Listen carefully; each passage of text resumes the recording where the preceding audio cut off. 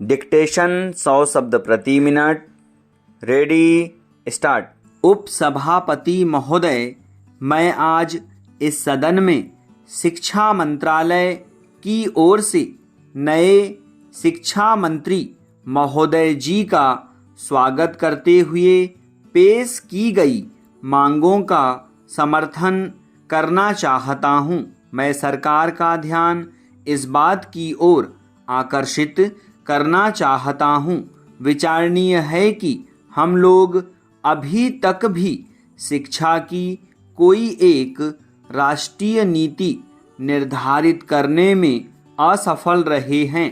अक्सर ऐसा कहा जाता है कि शिक्षा केंद्रीय सरकार का विषय नहीं है, यह राज्य सरकार का विषय है। यह ठीक है कि शिक्षा राज्य का विषय है, लेकिन संविधान की दूसरी धाराओं के अनुसार शिक्षा के बारे में केंद्र की भी जिम्मेदारी होती है। फिर भी यह पहली बार है, चाहे यह नए शिक्षा मंत्री के कारण हो, चाहे भारत सरकार की शिक्षा नीति के प्रति दृष्टिकोण में परिवर्तन के कारण हो। हम यह पाते हैं कि जो वार्षिक विवरण इस वर्ष के लिए शिक्षा का पेश किया गया है, उसमें केंद्रीय सरकार ने शिक्षा के प्रति और शिक्षा से संबंधित हिंदी भाषा और भारत की दूसरी भाषाओं के प्रति अपनी जिम्मेदारी को खुले तौर से स्वीकार किया है।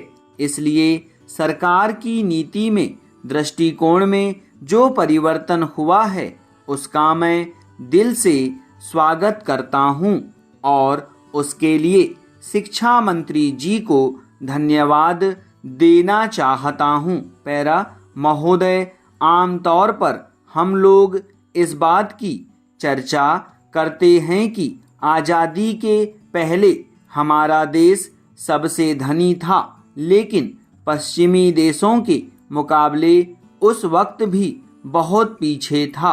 इसका क्या कारण है? इसका मुख्य कारण यह है कि उस समय के शासक देश को मजबूत बनाने की कोशिश करते रहते थे। फिर भी पश्चिमी देशों की तरह उन्होंने शिक्षा के संबंध में एक राष्ट्रीय नीति नहीं अपनाई थी।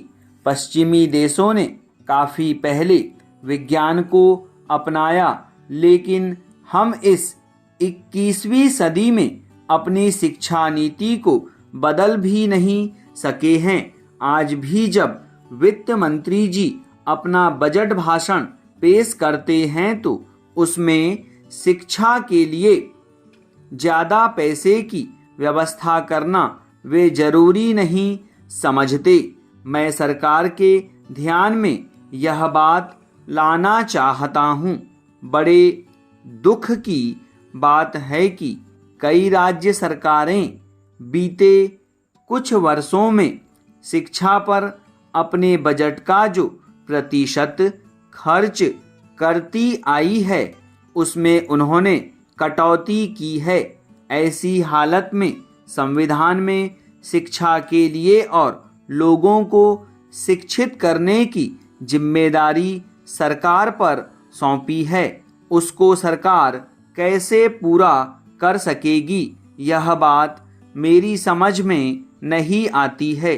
कोई भी ऐसा प्रगतिशील देश नहीं है जहां हमारे देश की तरह शिक्षा को सबसे पीछे रखा जाता है और उस पर इतना कम खर्च किया जाता है। पैरा महोदय, आज आवश्यकता इस बात की है कि जनता की समस्याओं की ओर सरकार का ध्यान जाना चाहिए।